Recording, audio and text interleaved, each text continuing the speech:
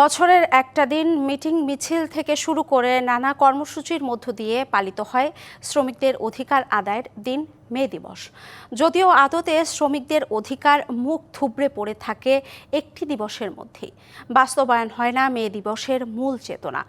বছরের পর বছর চলে পহেলা মের কর্মসূচির একটা দিবসের মধ্যে আটকে থাকার হতাশ বরিশালের শ্রমিকরা। যতক্ষণ শরীরে শক্তি আছে ততক্ষণ মাথায় বোঝা নিয়ে চলতে পারেন মাঠ পর্যায়ের শ্রমিকরা। আর শরীরের ঘাম ঝরিয়েই তাদের প্রতিদিন রোজগার করতে হয়। সেই রোজগার থেকেই চলে পরিবার পরিজনের 3 বেলা খাবার, বাসস্থান ও চিকিৎসা সহ সকল খরচ। একনল হ্যান্ড ওয়াশ 100% প্যারাবেন ফ্রি, তাই নিরাপদ হাতের জন্য আস্থা রাখুন একনলে। কিন্তু শক্তি কমে গেলে পাশে থাকার মতো পাওয়া যায় না কাউকেই। অনেক সময় পরিবার থেকেও বিতাড়িত হতে হয় অনেককে। খাওয়া তো দূরে থাক, চিকিৎসা বা মাথা গোজার ঠাঁইটুকু থাকে না এসব খেটে খাওয়া শ্রমিকদের। কাজের বয়স এই প্রায় 45 বছর কাজ করি। এই কাজ করি সংসার চলে, মাই ফোলা লইয়া আসি খাই লইয়া। আগেও টানছি এখনও টানি, আর এই টাকা দিয়ে আগেও চলছি যে আমি এখন এইভাবে চলি। মে দিবসের কর্মসূচি শ্রমিকদের কিছুই দিতে পারে না। উপরন্ত ঘাম ঝরানো আয় খরচ করে বিপাকে পড়তে হয় তাদের।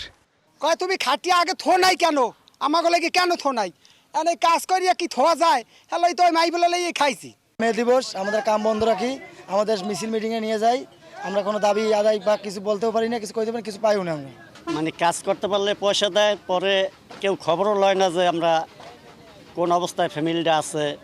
কোনো সরকারি শ্রমিক শ্রেণীর পক্ষে না থাকায় আজ পর্যন্ত অধিকার অধরাই রয়ে গেছে, এমন অভিযোগ ট্রেড ইউনিয়নের এই নেতার। আমরা শ্রমিক দিবসকে পালন করি নূতন করে শপথ গ্রহণের জন্য।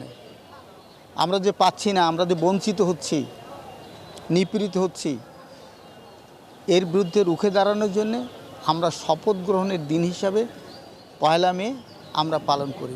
শ্রমিকদের অধিকার আদায়ে ট্রেড ইউনিয়নের দাবির মধ্যে রয়েছে ন্যূনতম মজুরি ঘোষণা ও সর্বোচ্চ ন্যায্য মজুরি নিশ্চিত, সর্বজনীন রেশন ব্যবস্থা ও ন্যায্য মূল্যের দোকান চালু, হত্যা নির্যাতন ছাঁটাই বন্ধ।